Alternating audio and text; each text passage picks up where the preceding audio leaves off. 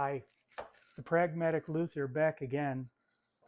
I'm here today not with instructional material or with tutorials or anything of the nature. I'm not going to demonstrate anything. Today I want to speak to beginning guitar makers or inexperienced guitar makers, people that are just starting out probably.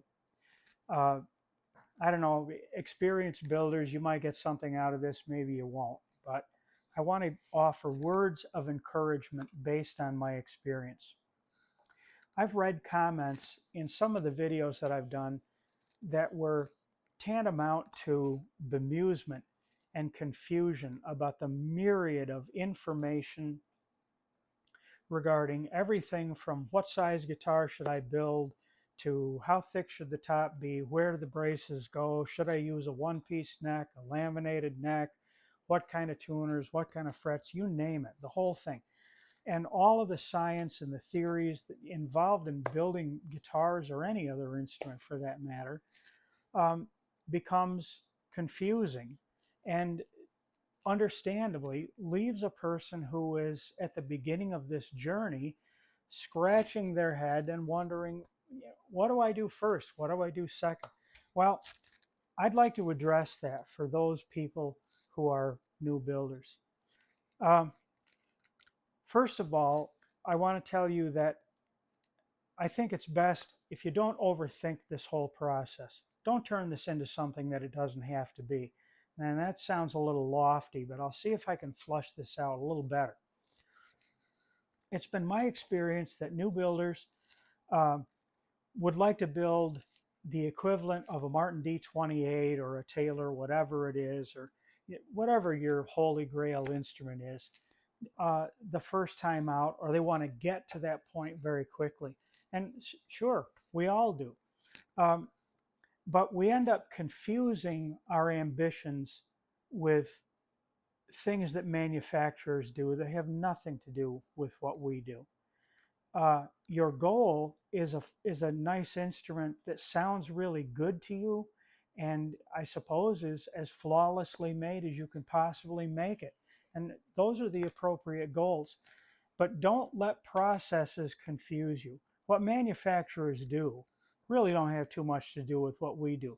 They're driven by profits, they're driven by money, they're driven by investing in as little labor as possible, maximizing their returns, having very few, if any, warranty problems, all of that stuff, and their business models and satisfying their accounting firms and the whole deal. For a person like yourself and like myself, we don't need to worry about those things. And so along with it, we don't need to worry about whether we're using master grade tops and the finest in curly maple or Brazilian rosewood or anything of the sort. What do you need to concern yourself with? My experience has been that it is a good idea to start from a sort of known point of departure, but that doesn't mean start building a mahogany guitar. What it means is pick a design, if you will, that is known, because within the reasonable limits of bracing patterns and thicknesses and so on that are known, there is a good guitar there. And for the purposes of a beginning builder, this is a point of departure for you. And from there, it will raise all kinds of questions. A luthier from over in Ithaca, New York, several years ago said to me, the first guitar I built, I had no idea what I was doing. By the time I got to the second one, I did a whole bunch of things and I wasn't sure, but I had a lot of ideas about what I was doing already. So the point is, if you start from a point of departure that is reasonably known and build a guitar within reasonable limits of thickness and size and, you know, brace carving and all of that sort of stuff that goes with it, that's not hard information to find. But don't concern yourself with the wood too much. Get yourself a decent top material. I don't care whether it's cedar or spruce or whether it's white pine or mahogany or sapele. Doesn't matter. It's your choice. And the grade of material you use is your choice. You will be forced to work within the technology available to you. That being, if you have a drill press, if you have a table saw and a jointer, and you've got a collection of hand tools, a couple of planes, some chisels, that's what you have to work with. So your processes are going to be designed around what you have available. You will also, of course, be limited by the amount of skill that you happen to possess. If you're learning woodworking right along with guitar making, it's going to be a longer process. It's going to be a more difficult learning curve to navigate, I suppose. But fear not, again, because all of it is a journey. And I think that's the most important thing that I want to express to anybody who watches this today. Wherever you are, start from there with something reasonably known again and progress through the process. And I want you to remember that you're doing this hopefully because you want to build yourself a nice instrument, and you want to build maybe another one or another dozen or 300. It doesn't matter how many. It's the journey and the learning experience and the gratification that we get from doing this and from having the experience. Don't confuse it with production and jigs and fancy, astute processing and all of that kind of stuff. Don't worry too much about that.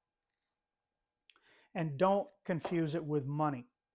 I have had more friends who started out with a hobby and ended up losing it because they started mixing money and profits into the whole deal and ended up with a hair-raising experience of trying to run a business that caused them to even move away from the business and no longer engage in their hobby. So, does money enter into this? Yes, it does. Some of you may be able to afford to go buy yourself a full shop and set it all up, and you got a slick, exotic thing going, and that's good. Some of you, like myself, have had to put this together or will put it together piece by piece, and that's equally good. Enjoy that journey. You don't need to buy everything at once. Work within what you have, add piece by piece as you know you need it. But the most important message I have, I will repeat. This is a journey, and it should be a journey that you savor, because your goal is to build yourself a good sounding instrument that looks good.